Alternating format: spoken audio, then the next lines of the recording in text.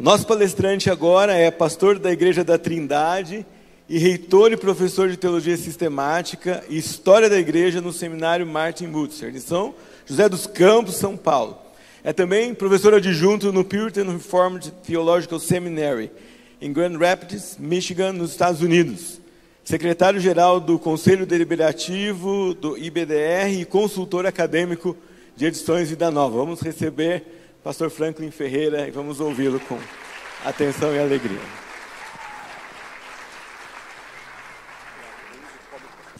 Boa noite a todos. Uma alegria poder estar aqui com vocês, fechando esse congresso. Quero agradecer de coração ao convite que me foi feito pela direção do primeiro Congresso Internacional Legado Cristão.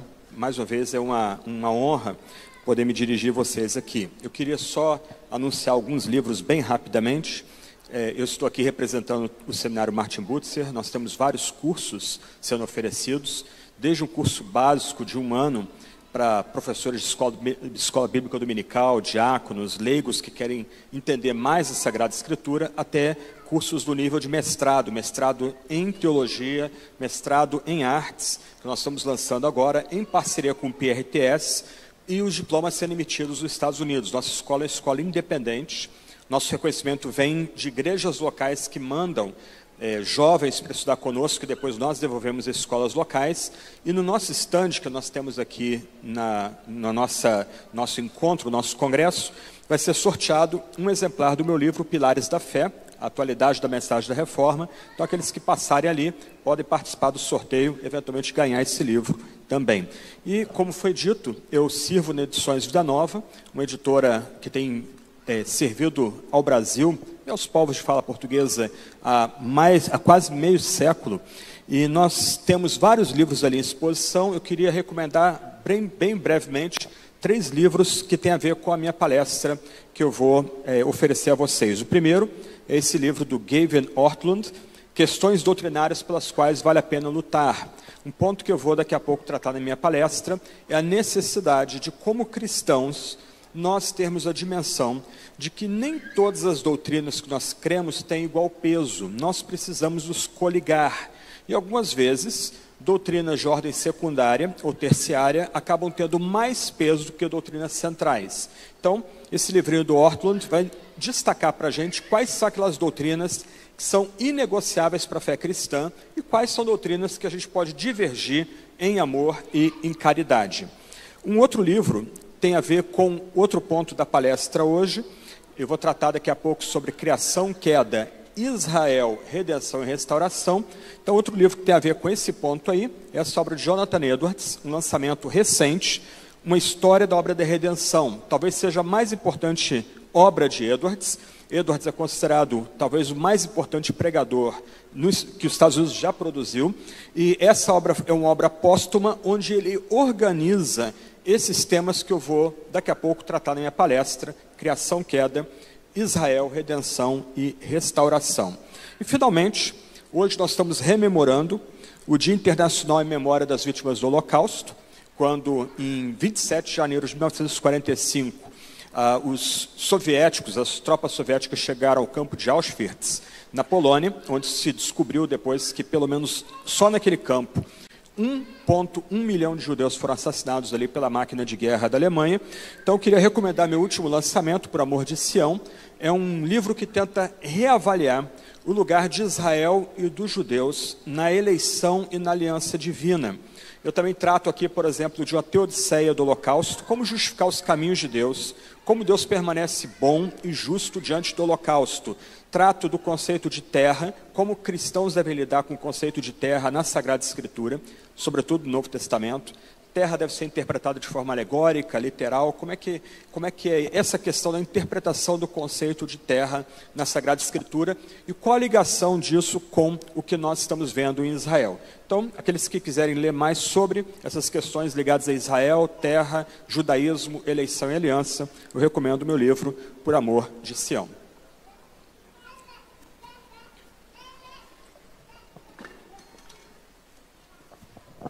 Eu queria abordar o tema Retorno aos Fundamentos, uma chamada a todos nós, o tema que me foi proposto aqui.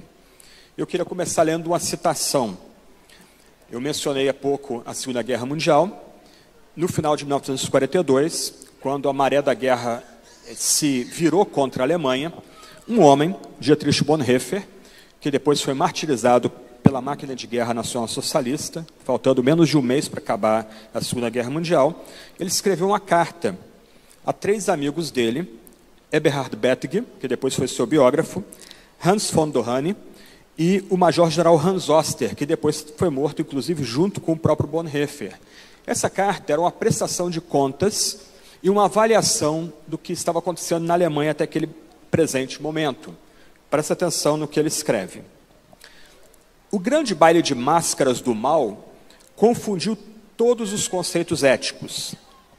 Para a pessoa que vem do nosso universo conceitual ético tradicional, é realmente desconcertante que o mal possa tomar a forma de luz, da ação beneficente, da necessidade histórica, da justiça social.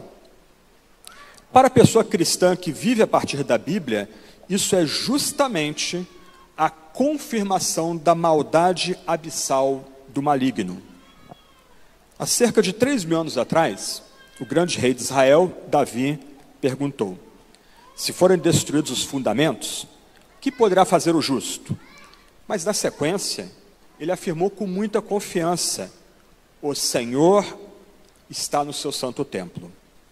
Com tal confiança no Senhor, no único Deus, no Deus de Israel, nós perguntamos: confrontados pelo grande baile de máscaras do mal, quais fundamentos devemos retornar?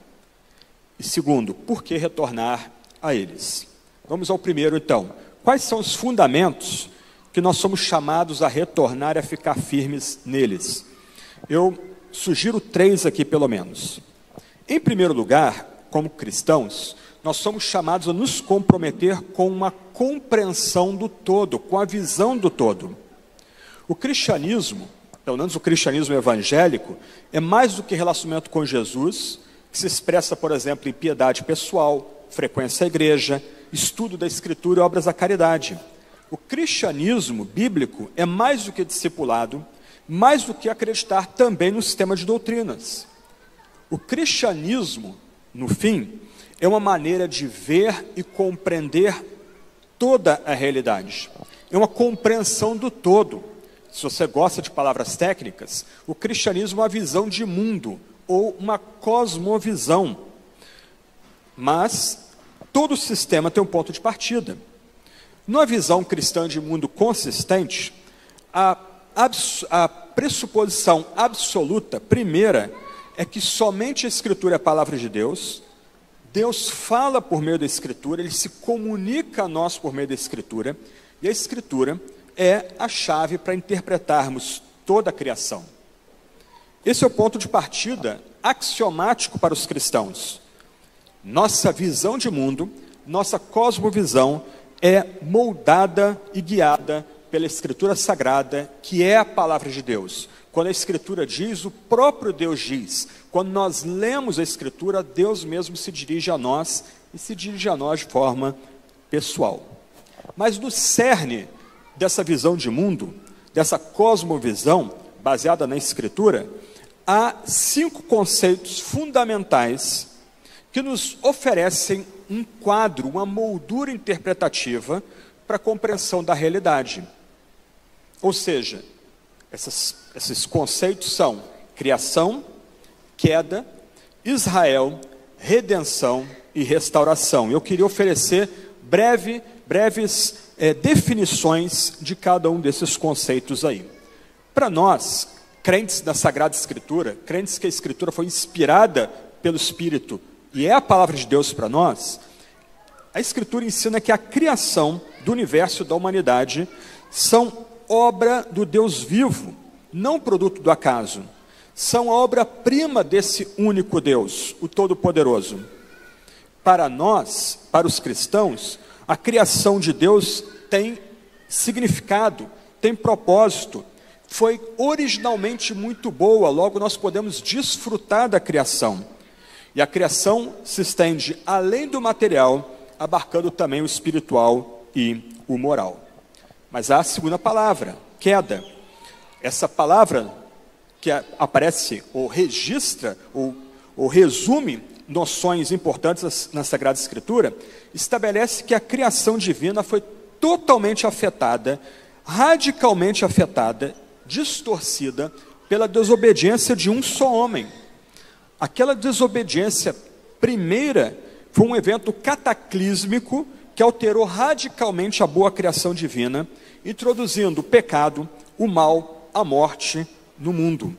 Esse ato primeiro de rebelião é fundamental para entendermos a origem do pecado e a imperfeição presente no mundo criado por Deus.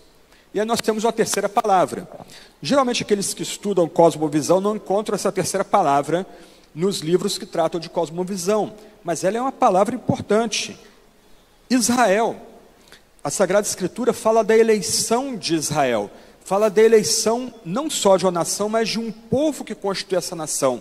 Os judeus são povo eleito, foram eleitos pelo Senhor. E a eleição de Israel e dos judeus nos assegura que o nosso Deus, o único Deus, opera em nossa história. Ele age na história humana. A Confissão de Fé Escocesa, de 1560, escrita, entre outros, por John Knox, ela é chamada de a Confissão dos 5 Johns, porque 5 homens, além de John Knox, que tinham John no nome, escreveram essa confissão. É uma das pouquíssimas confissões de fé que dão espaço para Israel. Mas a forma como ela trata do tema de Israel é bonito, porque ela consegue, num parágrafo, resumir tudo que Deus fez nessa nação e nesse povo, na Sagrada Escritura. Também destaca aquilo que nós aprendemos de Jesus, que a salvação vem dos judeus. A confissão diz: cremos com toda certeza que Deus preservou, instruiu, multiplicou, honrou, adornou e chamou da morte para a vida a sua igreja em todas as épocas, desde Adão até a vinda de Cristo Jesus em carne. Ele chamou Abraão da terra de seu pai, instruiu e multiplicou a sua semente. Ele o preservou maravilhosamente e mais admiravelmente livrou sua semente da servidão e da tirania de Faraó. Deu-lhes as suas leis, constituições e cerimônias, deu-lhes a terra de Canaã. Depois de lhes haver dado juízes e posteriormente Saul, deu-lhes Davi para ser rei, a quem prometeu que do fruto dos seus lombos um dia devia assentar-se para sempre um Messias no seu trono real. A esse mesmo povo, ele enviou profetas em contínua sucessão de tempo, a fim de que da idolatria pela qual eles se desviaram frequentes vezes, reconduzi-los ao caminho reto do seu Deus. Embora, por seu obstinado desprezo da justiça, tenha sido ele compelido a entregá-los às mãos dos seus inimigos, como fora previamente ameaçado pelos lábios de Moisés, de modo que a cidade santa foi completamente destruída, o templo devorado pelo fogo e toda a terra desolada durante 70 anos. Contudo, por sua graça e misericórdia, ele os reconduziu a Jerusalém, onde a cidade e o templo foram restaurados e onde eles resistiram contra todas as tentações e assaltos de Satanás, até a vinda do Messias, segundo a promessa. Irmãos e irmãs, quando nós pensamos em Israel, nós somos lembrados que Israel e os judeus que compõem essa nação são testemunhas da atuação de Deus na história. Santo Agostinho, famoso bispo da igreja primitiva, diz inclusive que os judeus são os guardiões do livro. Nós temos a Sagrada Escritura por causa dos judeus, da forma como Deus usou-os como instrumento de revelação e de preservação do nosso livro sagrado. Mas, destacando aqui Karl Barth, talvez um dos grandes teólogos do século XX, ele lembra que a criação do Estado de Israel em 1948 era um símbolo da ressurreição de Cristo e do reino de Deus. Para Barth, a existência dos judeus no Estado de Israel seria um sinal da graça eletiva de Deus para Israel, a única prova natural da fidelidade de Deus à sua aliança.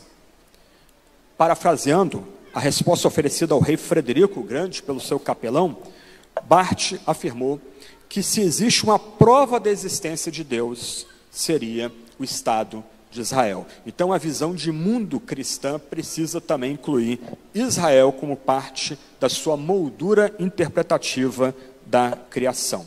E aí nós temos a quarta palavra, redenção. A redenção destaca a obra de Deus em Cristo para redimir pecadores. O Redentor, Jesus Cristo, é a luz do mundo. brilhando não apenas no coração, para atrair pecadores à fé, para que sejam perdoados e se unam à igreja, mas também iluminando as relações familiares, educacionais, trabalhistas, educacionais ou econômicas e governamentais. Como nós aprendemos, quem seguir Jesus jamais andará em trevas, mas terá a luz da vida. Ou seja, a compreensão bíblica do reino de Deus vai se opor a toda concepção dualista que, por exemplo, separa o sagrado do profano ou do secular, por supor que a obra da redenção não se relaciona ou não ilumina a própria criação. Então, para nós é muito importante, sobretudo o tempo presente, lembrarmos, fixarmos em nossa mente que o nosso Salvador, o nosso Redentor Jesus, ele ilumina não só a nossa existência, mas ilumina todas as relações com as quais nós estamos ou temos ligação também. E por fim, restauração. Restauração implica que a criação será restaurada à sua glória original. Em Jesus Cristo desfrutarão da visio Dei, da visão beatífica. Os ressuscitados verão o próprio Deus. Não chores, pois o leão da tribo de Judá, a raiz de Davi, triunfou. Essa restauração, que é uma obra futura, que vai acontecer na vinda vitoriosa de Jesus, envolve a submissão total e amorosa ao próprio Jesus de toda a criação. Será um tempo em que a realidade do reinado de Jesus será universalmente reconhecida e celebrada. Será o clímax da história da redenção. A restauração representa o cumprimento final de todas as promessas de Deus ao seu povo e a realização plena do reino de Deus, onde a justiça, a paz e o amor prevalecem para sempre. Criação, queda, Israel, redenção e restauração. Se você notar, com 5 palavras, eu resumi toda a história bíblica. Esses elementos mencionados formam a espinha dorsal da visão de mundo cristã e moldam a maneira com as quais os cristãos interpretam a Escritura e veem e interagem com o mundo. Esses temas oferecem uma moldura que influencia como os cristãos interpretam história, cultura, ciência, moral, economia e demais esferas sociais. Essas 5 palavrinhas fornecem um fundamento para entender o propósito e o significado da vida, a natureza do bem e do mal, a esperança da redenção e da justiça final e o destino último do universo. Assim, uma fé ancorada nessas verdades fundamentais recebe uma perspectiva integrada e coerente que molda a visão de mundo cristã, influenciando em todas as áreas da vida e do pensamento. Então, quando nós pensamos em volta aos fundamentos, nós cristãos precisamos fazer o nosso dever de casa. Não é mais tempo de nós cristãos negligenciarmos o estudo da palavra, termos uma visão simplória, simplificada da Sagrada Escritura e das verdades reveladas nela. Não é mais tempo de nós continuarmos nutrindo uma visão fragmentada, dualista da vida. Precisamos voltar aos fundamentos e ter uma visão de mundo radicalmente bíblica é parte dessa volta aos fundamentos. Um outro fundamento que eu gostaria de sugerir, que nós devemos retornar, eu falo aqui como pastor, como obreiro cristão, tem ligação com o primeiro. Nós precisamos redescobrir catequese e a contemplação. Nós precisamos, sobretudo no nível da igreja local, insistir na necessidade de uma educação continuada na fé, que leve as pessoas a experimentarem real transformação ao encontrar a verdade cristã. A catequese, aquele método clássico de pergunta e resposta que é baseado na educação clássica, diga-se, não trata apenas de ensinar doutrinas como um valor abstrato, mas como um meio de levar pessoas a encontrar Jesus como testemunhado nessas doutrinas. E junto com a catequese, é preciso ensinar a meditação e a contemplação das verdades cristãs, como meio para o encontro com Deus.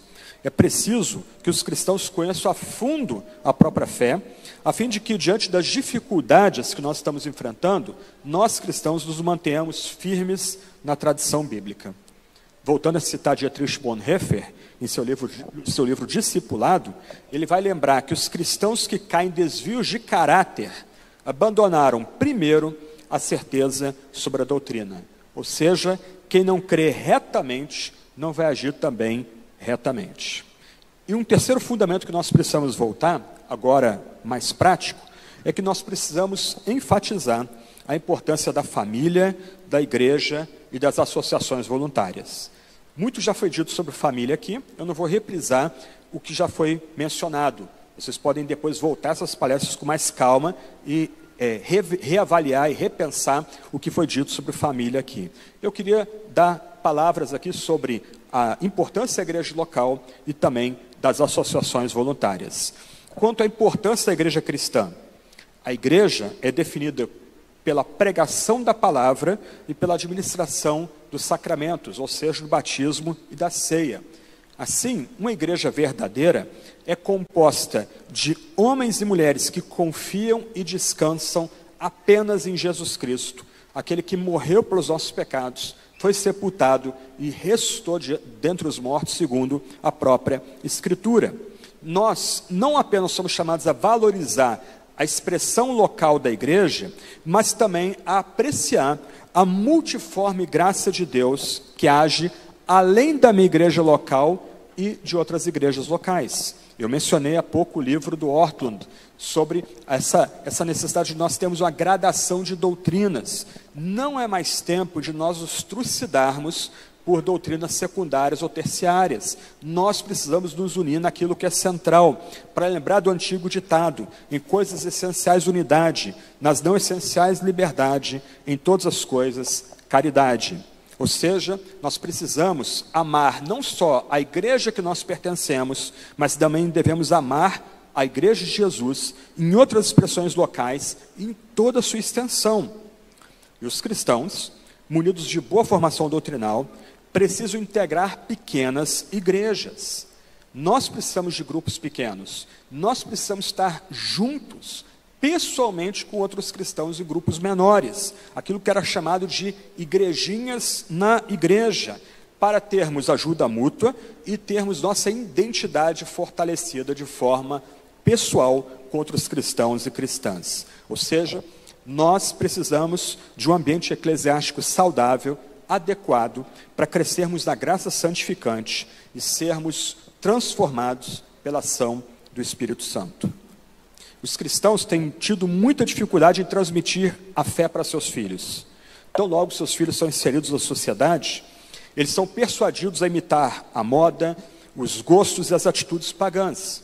Como Vod Balcam alertou, se continuarmos enviando nossos filhos cristãos para César com relação à sua educação, temos de parar de nos surpreender quando eles voltarem para casa como romanos. Então nós precisamos de algo mais aprofundado. Portanto, nós devemos investir nessas pequenas igrejas, onde os cristãos podem se refugiar da confusão moderna e educar seus filhos segundo a norma da fé. Também, como já ouvimos aqui, devemos investir na abertura de escolas cristãs clássicas ou na educação doméstica, a fim de que nossos filhos sejam preservados do fracasso da educação estatal e recebam a educação firmada na verdade do Deus que se revela na criação e nas Escrituras. Por isso, é necessário que os cristãos invistam em criar estruturas alternativas paralelas ao Estado. Neil Ferguson, um dos mais importantes historiadores contemporâneos, ele destaca o alcance de associações voluntárias fundadas no século XIX, final do século XIX, começo do século XX, nos Estados Unidos. Presta atenção, ele está falando só de Nova York aqui. As associações afiliadas a 112 igrejas protestantes em Manhattan e no Bronx, na virada do século XX, eram responsáveis por 48 escolas industriais, 45 bibliotecas ou salas de leitura, 44 escolas de costura, 40 jardins de infância, 29 bancos de depósitos e associações de empréstimos, 21 agências de empregos, 20 ginásios e piscinas de natação, 8 dispensários, 7 berçários em tempo integral e 4 pensões. A era áurea da vida associativa no Reino Unido foi o século XIX também, a era dos sindicatos, cooperativas, sociedades beneficentes, ligas, conselhos, comissões, comitês para todo o propósito filantrópico e cultural que se possa imaginar. Nem mesmo os animais ficavam de fora das associações voluntárias protestantes britânicas.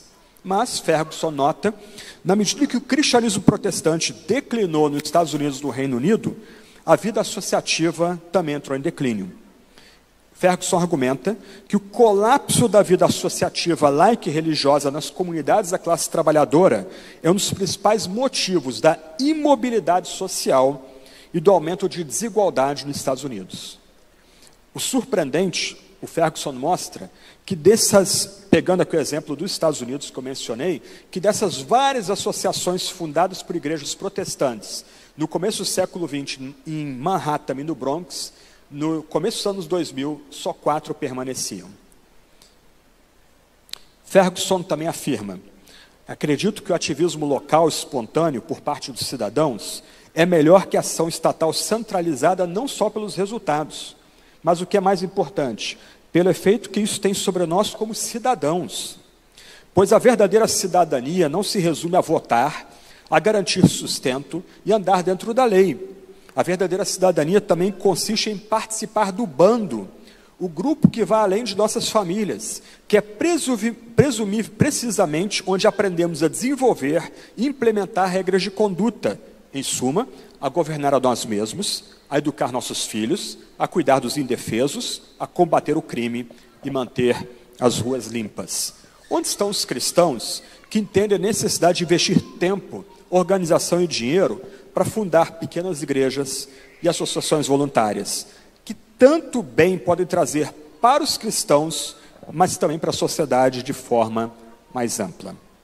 Segundo ponto, por que voltar a esses fundamentos? O retorno a esses fundamentos é, em primeiro lugar, um esforço civilizacional. A chave para a reconstrução do Ocidente consiste em enfatizar tanto instituições como indivíduos. Alguns de vocês já devem ter sido pegos esse dilema em debates, por exemplo, na igreja. O que é mais importante, a instituição ou o indivíduo? Vamos tentar transformar a sociedade por meio das instituições. Ou vamos evangelizar porque a mudança do indivíduo vai mudar as instituições. Isso é um falso dilema. Para uma visão de mundo cristã, nós temos que atacar, por assim dizer, as duas pontas.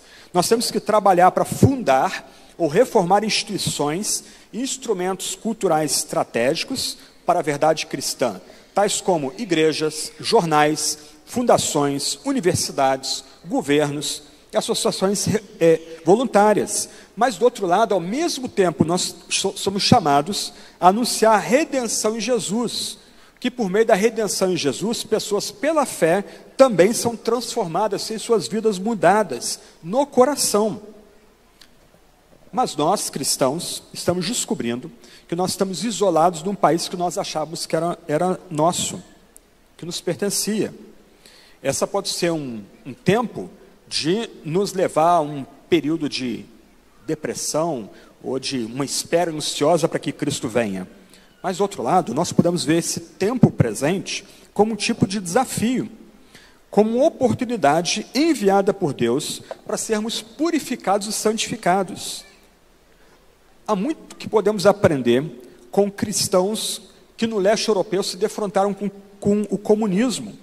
Nós podemos aprender com Václav Havel a chamada política antipolítica, cuja essência era viver na verdade, pois somente através de uma vida melhor que um sistema melhor pode ser desenvolvido. E só essa frase já é rica de significados e de alcance. Podemos aprender com um colega de Havel, também chamado Václav Benda, sobre a polis paralela, a criarmos uma sociedade separada, porosa, mas separada, ao lado da ordem oficial. Com Christian Führer, podemos aprender sobre a importância da oração, das famosas orações para a paz, que duraram de 1982 a 1989 em Leipzig, e que resultaram na chamada Revolução Pacífica, que derrubou o comunismo na República Democrática da Alemanha, no Glórias à Noite de 11 de novembro de 1989. Munidos desses fundamentos, em segundo lugar, devemos cultivar uma cultura distinta e bela, ao mesmo tempo que defendemos o reinado do Senhor Jesus ressurreto na terra. Somos chamados a praticar uma fé que abrange todos os aspectos da vida. As palavras de Christopher Dawson deveriam nos estimular nessa postura. Ele diz: se olharmos o mundo hoje, isolando do passado e do futuro, as forças do secularismo parecem triunfantes. Isso, no entanto, é apenas um momento na vida da humanidade e não possui estabilidade e permanência. A lição da história leva a entender que existem tradições duradouras capazes de serem temporariamente obscurecidas, mas guardam sua força implícita e cedo ou tarde voltam a se afirmar. Isso ocorre com a tradição da cultura cristã hoje. Ela não desapareceu, mas experimentou uma grande perda de influência e prestígio devido às mudanças sociais nos últimos 2 séculos que transformaram os sistemas educacionais e ordem política e econômica. Esse é um estado de coisas transitório e excepcional. Sem dúvida, cedo ou tarde, a corrente mudará e o homem recuperará o sentido dos valores espirituais e o interesse das realidades supremas. Assim, meus irmãos e irmãs, precisamos fomentar mini-culturas cristãs por meio das famílias, das igrejas, das associações voluntárias, que sejam mini-culturas marcadas por amor, alegria, paz, longanimidade, benignidade, bondade, fidelidade, mansidão e domínio próprio. Precisamos fomentar mini-culturas cristãs que encorajam uma forma cristã para os cristãos lidarem com tudo na vida. Ajudar cristãos que possuem negócios a agir com base em princípios bíblicos, ajudar jovens com habilidades para música, história, política, vendas, agricultura, educação e assim por diante, a cultivar esses dons de forma cristã, usando-os para estender o reino de Deus na terra, não apenas para obter sustento ou contribuindo para o bem geral da humanidade, mas para estender o reino de Deus na terra, trazer luz, expulsar as trevas. Nossas famílias e igrejas devem ser campos de treinamento para os cristãos se prepararem para cumprir seu chamado de renovação e reconstrução cultural. Mas somente começaremos a criar uma mini-cultura cristã se experimentarmos uma restauração da intensidade espiritual. Ou seja, precisamos praticar o cristianismo verdadeiro na força do Espírito Santo. E é um terceiro ponto, caminhando para o final. Mas é necessário cuidado estratégico. E, sobretudo, pastores têm que ter esse cuidado estratégico. Todo esse esforço de retornar aos fundamentos é uma declaração de guerra a uma cultura ímpia vigente. É necessário voltar à prática da disciplina dos mistérios, a chamada disciplina arcane, isto é, a disciplina do segredo. Esse era um termo teológico usado para descrever o costume que prevalecia entre as igrejas apostólicas e pós-apostólicas.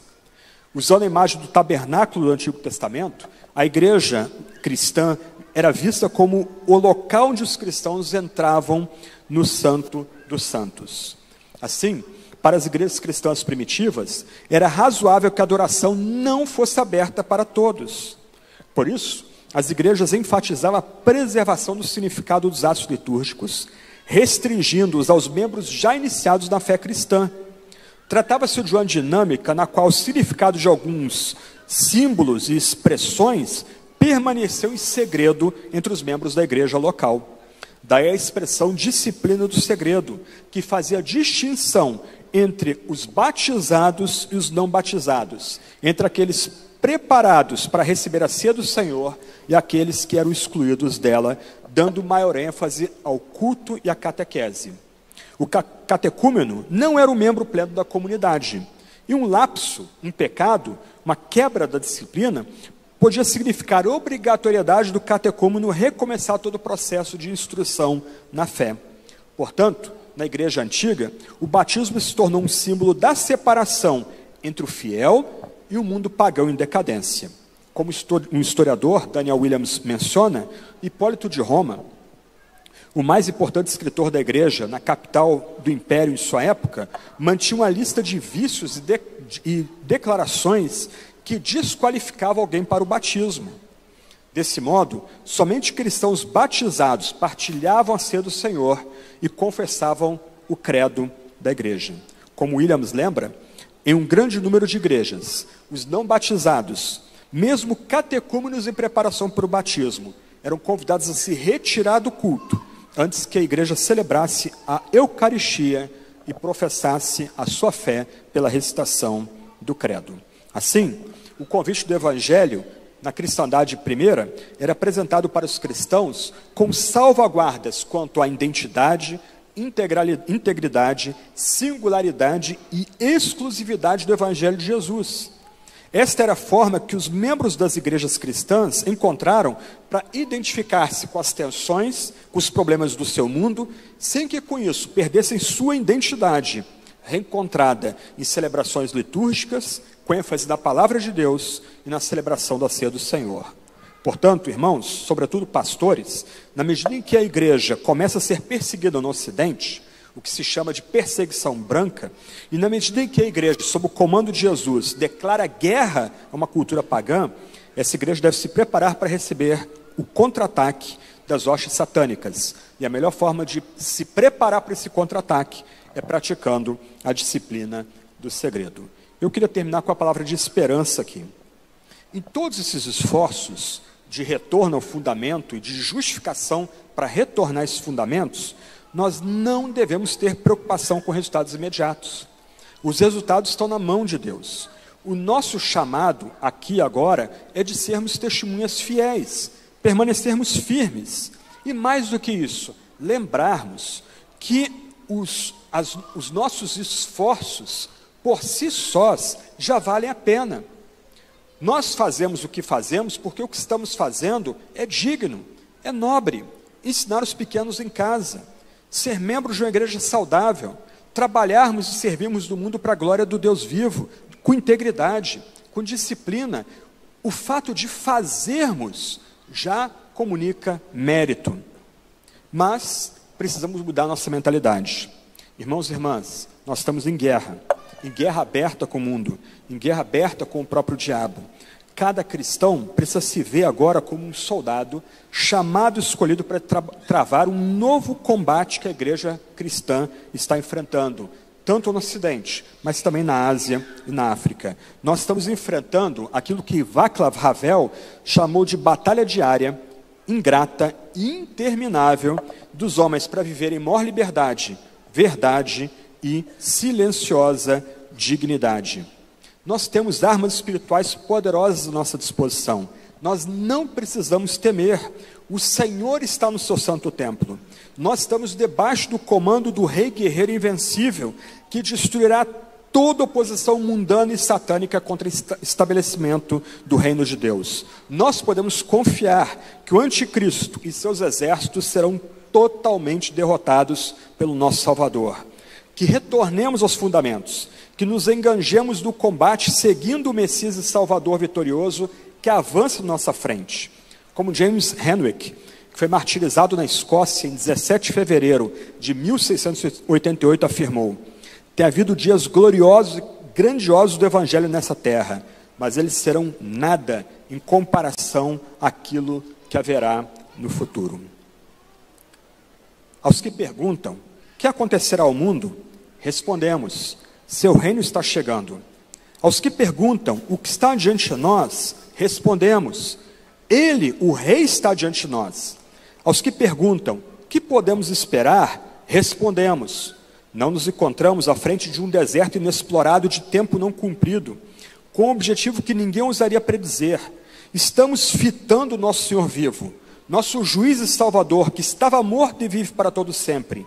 Fitamos aquele que veio e virá e que reinará eternamente. Talvez encontremos aflições. Sim, isso deve ocorrer se queremos participar dele. Mas sabemos sua palavra régia. Não se turbe, eu venci o mundo.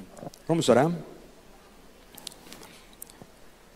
Senhor Deus, único Deus, que vive em glória eterna com teu eterno Filho Jesus e que derrama sobre nós o teu Santo Espírito, muito obrigado por esse evento. Te agradecemos por cada porta aberta, por cada irmão e irmã que serviu nesse evento.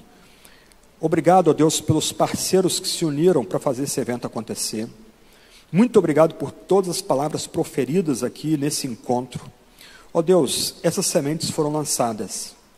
Nós imploramos, ó Deus, derrama teu Espírito sobre nós. O Senhor nos levantou para esse momento.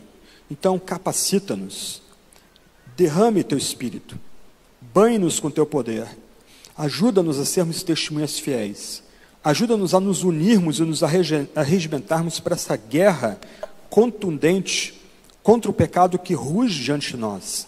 Ajuda-nos a avançar no poder do Espírito. Ó Deus, dá teu Espírito para nós. Ajuda-nos a seguirmos o nosso Salvador que cavalga para vencer. Ajuda-nos a correr atrás do nosso general, do nosso rei vitorioso, que virá para esmagar com poder toda oposição que se levanta contra o nome dele e contra o reino que ele virá para trazer. Em nome de Jesus que nós oramos, desse grande Salvador, desse poderoso Salvador. Amém.